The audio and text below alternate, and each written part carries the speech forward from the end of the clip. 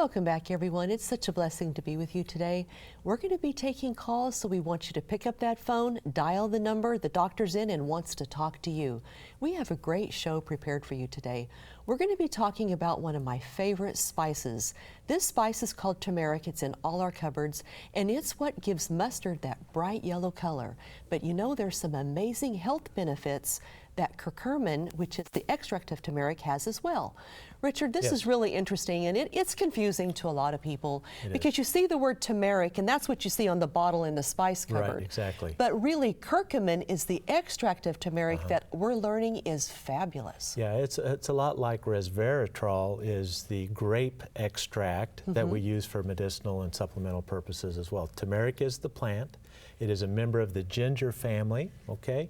And turmeric is used and ground into a fine powder, and it's used in cooking. It's used as a coloring agent to color mustard, as you mentioned. It's also used to color butter and cheese. So many Americans are already getting some of this in their diet as it is. And it's used as a flavor enhancer into foods. It has a subtle, earthy with slightly spicy flavor. Now, many people say, well, that turmeric, that's curry. And you know, curry is not really a North American spice that we're used to for the palate, you see. And many people say, well, I don't want that. Well, the flavor of curry does not come from turmeric. Turmeric is a very subtle flavor. In fact, I can barely taste it. I barely know it's there, okay? Curcumin is the active yellow pigment that gives turmeric its color, okay? It's the active yellow pigment. In India, where turmeric is a commonly used ingredient of food, colon cancer rates are a fraction of what they are in the West, in our country. Also, Alzheimer's disease is a fourth of the rate as what we have here in America. That is impressive. That caught the eye of epidemiologists. And from that point forward, hundreds upon hundreds of scientific studies have been conducted to understand if that relationship holds up. Okay? All right.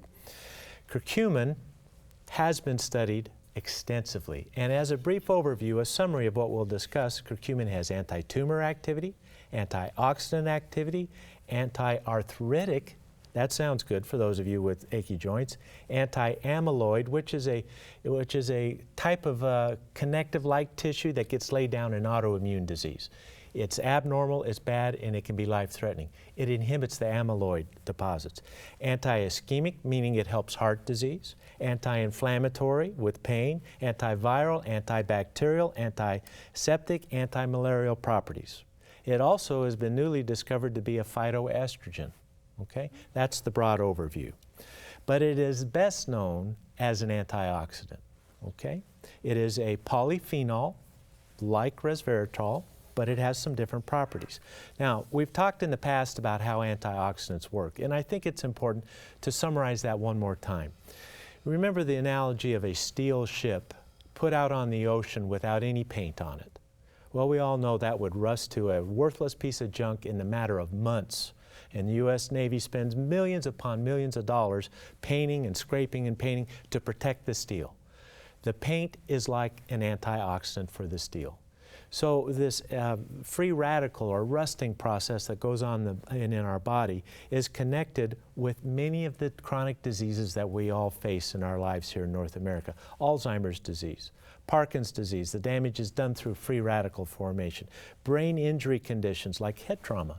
You know, the soccer player who takes the header over and over. This is a free radical damage that can lead to cognitive dysfunction later on in life. It's getting a lot of study, that phenomena right now. Complications of diabetes, macular degeneration, that type of thing. Rheumatoid arthritis causes its joint destruction through free radical damage. So things that inhibit that process really help us deal with the diseases of aging, keeping us young, keeping us pain-free. Okay? Antioxidant vitamins and bioflavonoids and polyphenols such as curcumin can be taken in a supplement form and part of our diet to offset dietary deficiencies that would allow these free radical processes to decay our bodies. And nobody wants that. Nobody wants that. Now, folks, when we go through this, the science may seem heady at times. But I think if you just be patient with us and dedicate yourself to several of our programs, it'll start to make sense to you. You can learn this language and you can use it to your advantage. Now, the scientific literature has at some point in time taken issue with curcumin. Now, why would they do that? They say, well, we don't know if it does any of that. You know, blah, blah, blah. You know how they are. They're very skeptical about everything. Well, the fact is, if I were to take a little of this turmeric crushed rhizome, the tuber, as it were, of the turmeric plant, and ingest it into my body, very little of it, if any of it, could be found in my bloodstream. Okay? So they say, well, it couldn't do any of these things because it doesn't get into the bloodstream. However, multiple animal studies have shown that orally administered turmeric has a positive benefit, and yet somehow it still works. Okay? Plus, the epidemiologic evidence suggests curcumin is a very powerful agent. Remember, fourth the rate of Alzheimer's disease, a fraction of colon cancer in cultures that ingest a lot of turmeric.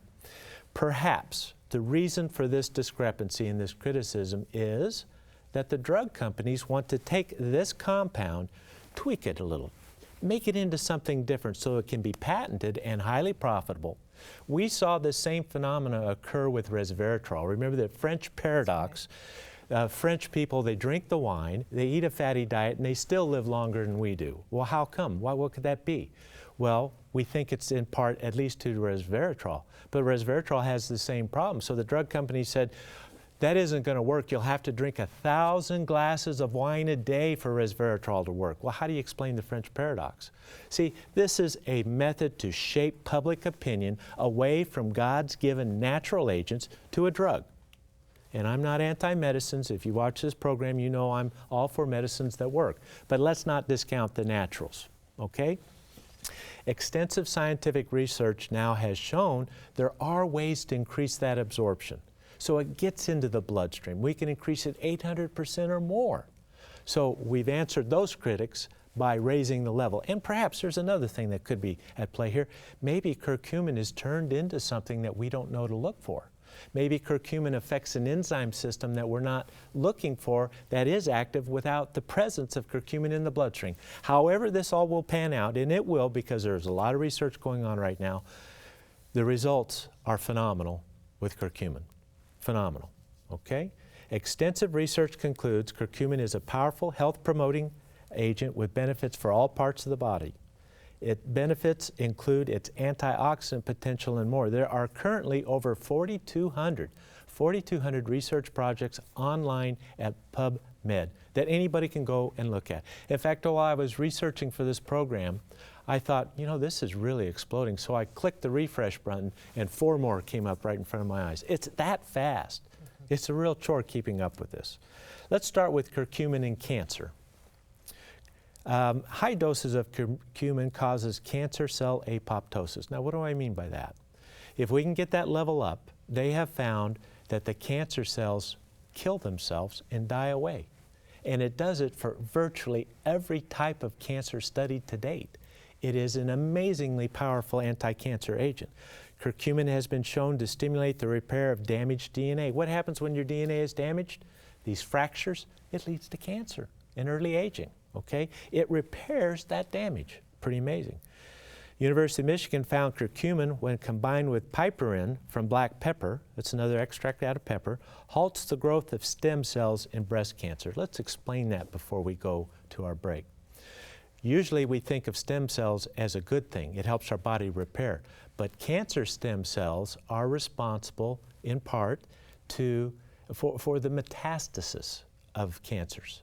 They are also responsible for chemotherapy resistance, cancer therapy resistance. So a cancer stem cell is not something you want. And guess what? Curcumin, this amazing yellow pigment, stops that process. Okay?